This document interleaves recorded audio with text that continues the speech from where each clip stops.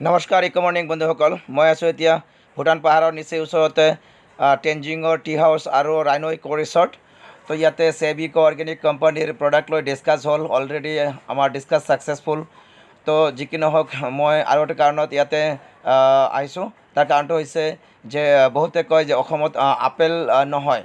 তো মই তাৰে আপেল হয় তাৰে প্ৰুভৰ কাৰণে মই কেইটামান গছ আপোনালোকক দেখুৱাবলৈ আহিছোঁ। তো ৰাইনো ইক' ৰিচৰ্টত যোৱা বছৰ আগৰ বছৰ আপেল গছ লগাইছিলে HRMN 99 ভেৰাইটিৰ।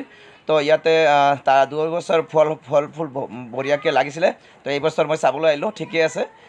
বহুত সৰু গছ, একদম ডাঙৰ গছ নহয়, যাৰ কাৰণে আৰু হয়তো পাহাৰৰ ওপৰতো পানী চানী দিব নোৱাৰে কাৰণে ইমান ফুল লগা নাই।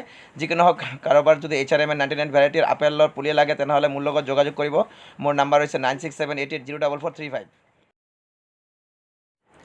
নমস্কাৰ ইক মৰ্ণিং বন্ধুসকল।